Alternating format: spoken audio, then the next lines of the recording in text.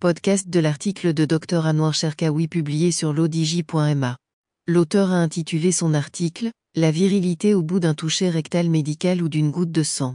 La virilité n'est pas une question de moustache mais de diagnostic précoce de la prostate. Il commence son article ainsi. Le titre de cet article ne veut ni provoquer ni rechercher un buzz médiatique. Il expose une réalité médicale scientifique vitale malheureusement ignorée. Lorsqu'on veut palper le pouls d'une personne, on applique 2 doigts, le majeur et l'annulaire, sur le trajet d'une artère. Lorsqu'on veut voir l'état des amygdales d'un enfant, on introduit dans sa bouche un abaisse-langue. Lorsqu'on veut apprécier l'état d'avancement d'une grossesse et présumer de l'éventuelle approche de l'accouchement, on pratique un toucher vaginal, TV. De même, le geste médical pour apprécier l'état de la prostate chez un homme, on réalise un toucher rectal médical. L'auteur poursuit son article ainsi. Pourquoi on lie le toucher rectal et la prise d'une goutte de sang à la virilité?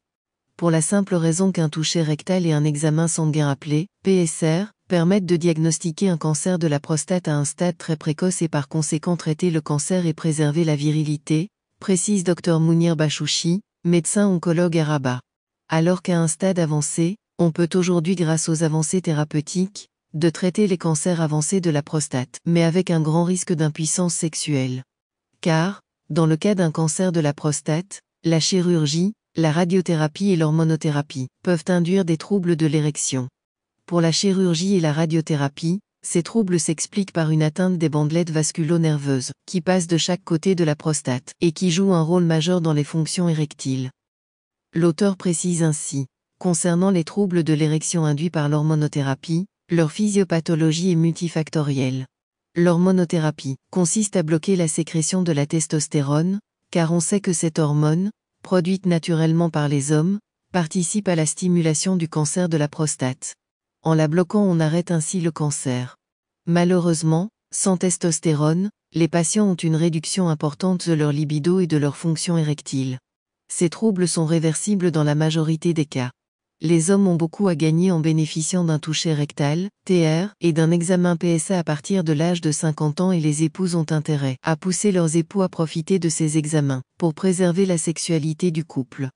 Pour donner l'exemple, tous les médecins du centre d'oncologie 16 novembre ont tendu leurs bras pour un prélèvement sanguin, afin de réaliser l'examen sanguin, PSR, qui renseigne sur la probable atteinte de la prostate par un cancer.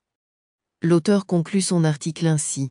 La virilité ce n'est pas une question de moustache, mais elle est surtout question d'un diagnostic précoce du cancer de la prostate grâce à un simple examen sanguin. Rédigé par Dr Anouar Cherkaoui et lu par l'intelligence artificielle de l'ODJ Media. N'oubliez pas de télécharger notre application l'ODJ mobile sur Android et iOS, et de vous abonner à notre chaîne YouTube l'ODJ TV, si vous souhaitez être au courant des dernières actualités, podcasts et émissions télévisées.